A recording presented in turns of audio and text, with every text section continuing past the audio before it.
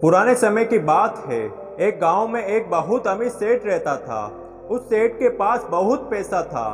एक बार उस सेठ की इच्छा हुई यह जानने की कि उसके पास कितनी संपत्ति उपलब्ध है।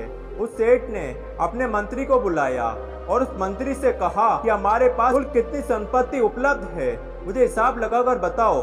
मंत्री ने हिसाब लगाकर सेठ को बताया कि आपके पास जितनी संपत्ति है उससे आपकी 7 पीढ़ियां बिना कुछ काम किए अपना पूरा जीवन आनंद में बिता सकती है। सेठ ने जब ये बात सुनी तब वह परेशान हो गया और वह कहने लगा, तो मेरी 8वीं पीढ़ी का क्या होगा? क्या मेरी 8वीं पीढ़ी भूखी मरेगी? सेठ को ये चिंता खाई जा रही थी।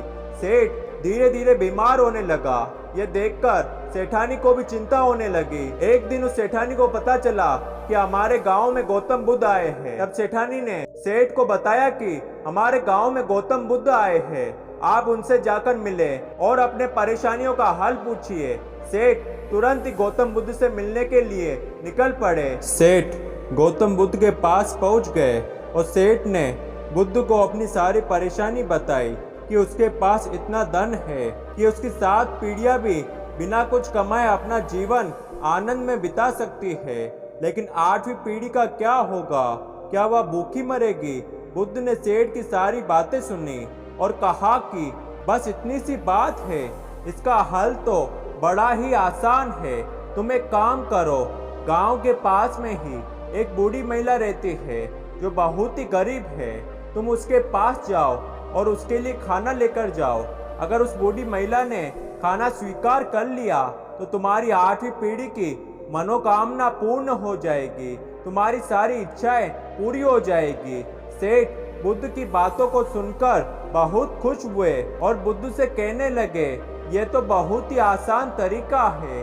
उसने बुद्ध को धन्यवाद दिया और वहां से बूढ़ी महिला के घर के लिए निकल पड़े और रास्ते से उसके लिए खाना लिया और बूढ़ी महिला की झोपड़ी पर पहुंचकर बोले, माताजी मैं आपके लिए खाना लाया हूँ, आप इस खाने को स्वीकार कीजिए। बूढ़ी महिला बोली, खाना तो आज कोई दे गया है, इसलिए मैं इस खाने को स्वीकार नहीं कर सकती।